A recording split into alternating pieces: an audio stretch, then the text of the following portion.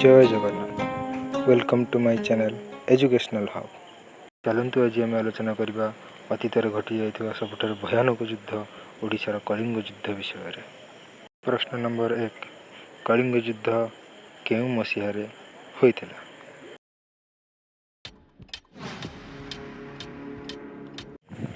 उत्तर ख्रीष्टपूर्व 261 रे होइथिला। परवर्ती प्रश्न, कलिंग युद्ध केउ नदी कूल लड़ा जाइथिला?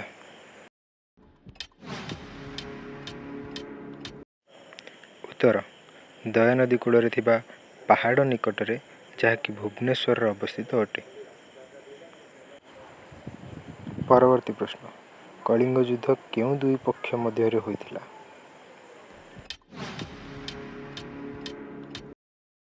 उत्तर मगधर सम्राट अशोक एवं कलिंगर सैन्य बाहिनी मध्य होइथिला। परवर्ती प्रश्न, सम्राट अशोक केउ शिलालेखरू कलिंग युद्ध विषय सूचना मिलता है?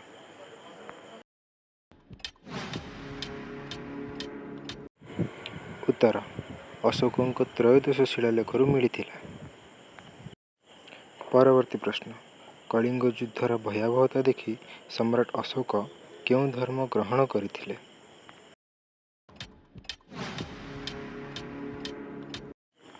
उत्तर कलिंग युद्धर भयावहता देखि सम्राट अशोक बौद्ध धर्म ग्रहण करथिले। परवर्ती प्रश्न, अशोक बौद्ध धर्म रे दीक्षित करथिबा सन्यासी नाम कौन थिला?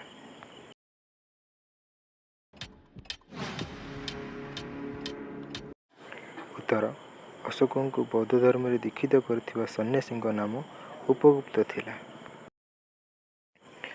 परवर्ती प्रश्न, कलिंग युद्ध परे सम्राट अशोक भेरी घोषवा युद्ध नीति त्याग करी केउ नीति आपणाइथिले? उत्तर अशोक युद्ध नीति त्याग करी धम्मघोष अर्थात शांति और धर्मनीति आपणाइथिले।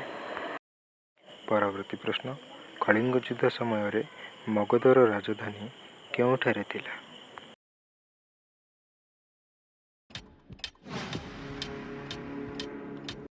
उत्तर कलिंग युद्ध समय रे मगधर राजधानी पाटलिपुत्र ठारे थिला। परवर्ती प्रश्न, युद्ध पर सम्राट अशोक द्वारा निर्मित केउ स्तूप शांतिर प्रतीक भाव धौली ठारे शोभा पाउछि?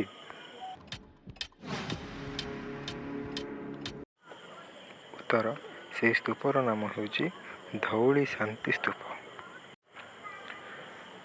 परवर्ती प्रश्न, कलिंग युद्ध भारतीय इतिहास रे काहींकि एक गुरुत्वपूर्ण मोड़ थिला?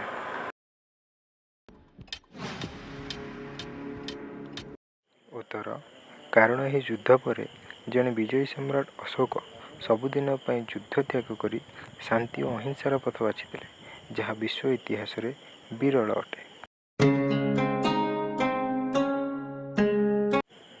विशेष सूचना, कलिंग युद्ध रे प्राय 1 लाख लोक मृत्युवरण करते और 1.5 लाख अधिक लोक बंदी होते। यही रक्तपात ही चंडाशोक को धर्माशोक परिणत करथिला। Thank you for watching.